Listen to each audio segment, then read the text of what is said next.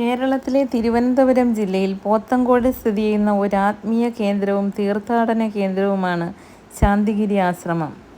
അപ്പോൾ ഇന്ന് നമ്മൾ ആശ്രമമൊക്കെ ഒന്ന് ചുറ്റിക്കാണാൻ പോവുകയാണ്. ചെരുപ്പ് ഊരിയ ശേഷം പാദങ്ങൾ കഴുകാനായി വെള്ളം ആ സ്റ്റെപ്പിൽ തന്നെ അറേഞ്ച് ചെയ്തിട്ടുണ്ട്. പരിപാവനമായി സൂക്ഷിക്കുന്ന ഒരിടമാണ് ഇവിടെ.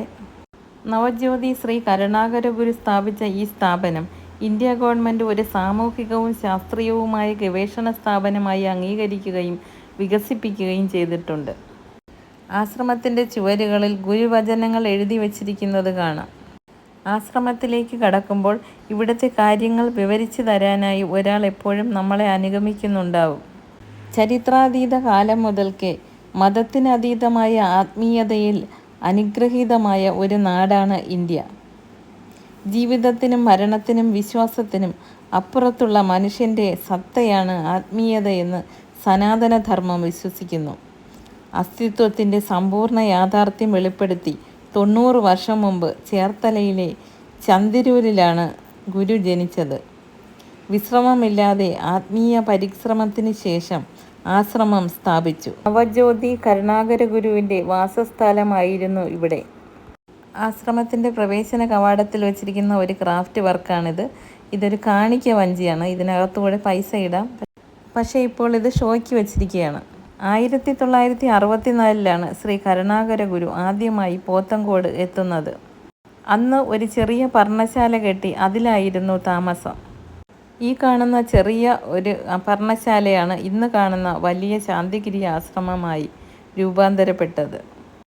സനാതനധർമ്മം അതിൻ്റെ മൗലികതയിൽ പുനരുജ്ജീവിപ്പിക്കാൻ തൻ്റെ ജീവിതം ഒഴിഞ്ഞുവെച്ച ഗുരു ഒരു സാമൂഹിക പരിഷ്കർത്താവാണ്. ഏകദൈവ വിശ്വാസത്തിനും ജാതിരഹിത സമൂഹത്തിനും വേണ്ടി അദ്ദേഹം വാദിച്ചു. വെളുത്ത മക്രാന മാർബിളിൽ വിരിഞ്ഞ താമരയുടെ ആകൃതിയിലുള്ള പർണശാല സ്മാരകമാണ് ആശ്രമത്തിനുള്ളിൽ സ്ഥിതി ചെയ്യുന്നത്. കരുണാകര ഗുരുവിൻ്റെ അനുയായികൾ 10 വർഷം കൊണ്ട് നിർമ്മിച്ചതാണ് ഇത്. 2010 ആഗസ്റ്റ് 13 ഇന്ത്യൻ രാഷ്ട്രപതി പ്രതിഭ പാട്ടീൽ ഉദ്ഘാടനം ചെയ്തു. 2010 സെപ്റ്റംബർ 12 പ്രാർത്ഥനയ്ക്ക് ആരാധകർക്ക് തുറന്നു കൊടുക്കുകയും ചെയ്തു. താമരയുടെ ആകൃതിയിൽ ഉയർന്നു നിൽക്കുന്ന പർണശാലയ്ക്ക് 91 അടി ഉയരവും 84 അടി ചുറ്റളവും ഉണ്ട്. ഈ വെണ്ണക്കൽ മണ്ഡപം താമരയുടെ ആകൃതിയിലുള്ള ഏറ്റവും ഉയരം കൂടിയ നിർമ്മിതി കൂടിയാണ്. ഈ താമരയുടെ മുകൾ ഭാഗത്ത് 12 ഇതളുകളും താഴേക്ക് 9 ഇതളുകളുമാണ് കാണപ്പെടുന്നത്. പർണശാലയ്ക്കുള്ളിൽ ഗുരു സമാധി കൊള്ളുന്ന സ്ഥലത്ത് തടിയിൽ താമരമൊട്ടിൻ്റെ രൂപത്തിൽ ശരകൂടം നിർമ്മിച്ചിട്ടുണ്ട്. ഇതിലെ 12 ഇതളുകൾ 12 രാശികളെ സൂചിപ്പിക്കുന്നു. താഴേക്കുള്ള 9 ഇതളുകൾ 9 ഗ്രഹങ്ങളെയും സൂചിപ്പിക്കുന്നു. ഇതിന് ഏറ്റവും ഉള്ളിൽ 9 തൂണുകളും അതിന് പുറത്തായി 12 തൂണുകളുമാണ് നിർമ്മിച്ചിട്ടുള്ളത്. ആശ്രമത്തിനുള്ളിലേക്ക് ക്യാമറ പ്രവേശിപ്പിക്കുന്നതല്ല.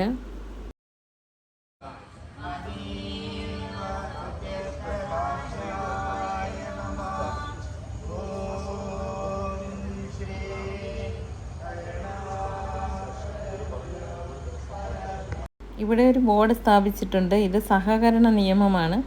ഇവിടെ ജാതിക്കോ മതത്തിനോ സ്ഥാനമില്ല. ആർക്കും എപ്പോൾ വേണമെങ്കിലും വരാം. ഇവിടെ ഗുരുവിൻ്റെ ആശയങ്ങളുമായി പൊരുത്തപ്പെടാൻ താല്പര്യമുള്ളവർക്ക് ഈ ധർമ്മം പറഞ്ഞു കൊടുക്കപ്പെടും എന്നൊക്കെ എഴുതി ഒരു സഹകരണ നിയമത്തിൻ്റെ ബോർഡാണത്. ഗുരു അന്ന് ഉപയോഗിച്ചിരുന്ന വാഹനങ്ങളെല്ലാം തന്നെ ഇവിടെ സൂക്ഷിച്ചിട്ടുണ്ട്.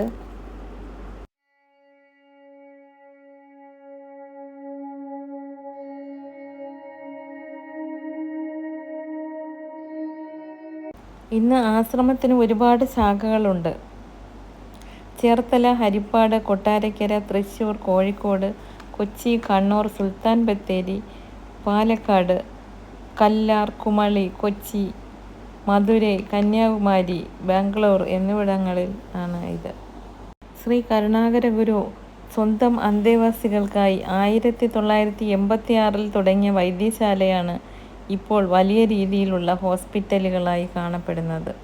ഇന്ന് 3 മെഡിക്കൽ കോളേജുകൾ ആശ്രമത്തിൻ്റേതായി ഉണ്ട്.